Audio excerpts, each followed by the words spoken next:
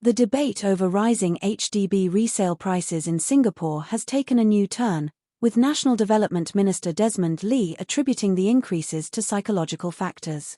However, this explanation has not sat well with many Singaporeans, particularly those active in the online community. While Minister Lee suggests that market sentiment, influenced by recent high-profile transactions and media coverage of record resale prices, plays a significant role in driving up prices, critics argue that the government's stance appears disconnected from the structural and economic realities faced by its citizens. During a recent announcement on new property cooling measures, Minister Lee detailed that the tightening of the loan-to-value (LTV) limit for HDB housing loans, effective from the 20th of August, aims to temper demand at the higher end of the public housing resale market. The LTV limit has been reduced from 80% to 75%, bringing it in line with the mortgages offered by financial institutions. Minister Lee assured that this adjustment is not expected to significantly impact most HDB loan applicants, as nearly 90% of homebuyers already borrow at LTV ratios of 75% or less. He noted that the top 10% of buyers, who disproportionately purchase larger and more expensive flats, are primarily responsible for driving up overall market prices.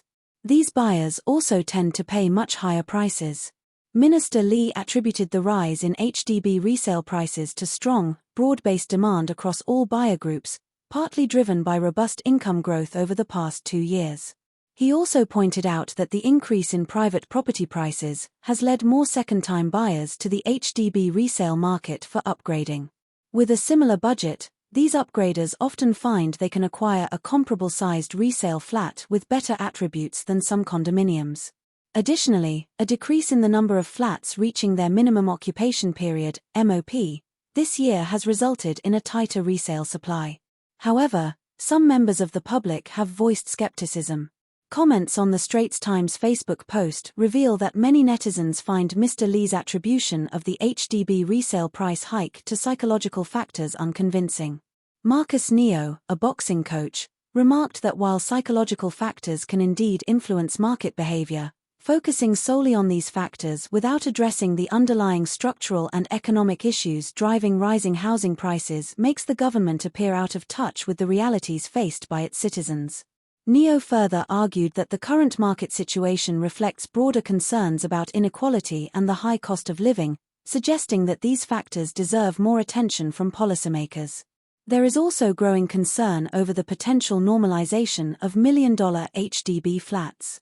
While Minister Lee assured that such flats have only comprised a small portion of the market, some worry that if the current rate of price increases for both new and old HDB flats continues, million-dollar flats could soon become the norm.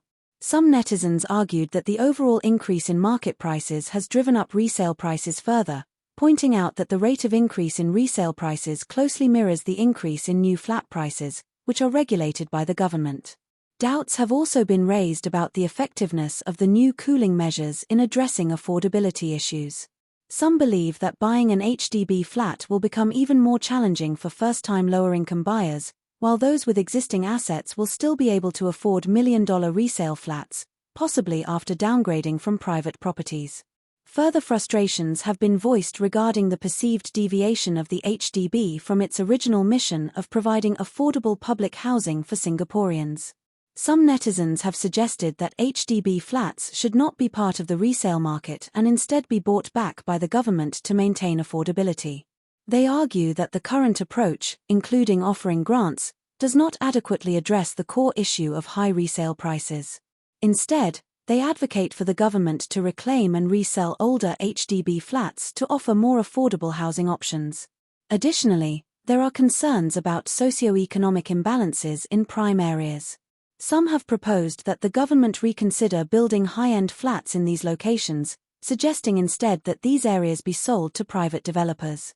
The proceeds could then be used to subsidize more affordable flats in less central locations. This approach, they argue, would allow the government to allocate more resources to developing more affordable flats, thereby ensuring a more diverse population in desirable locations. As this debate continues, we want to hear from you. Do you think the government's new measures will effectively curb HDB resale prices and make housing more affordable for Singaporeans, Or are there deeper issues that need to be addressed first? Let us know your thoughts in the comments below.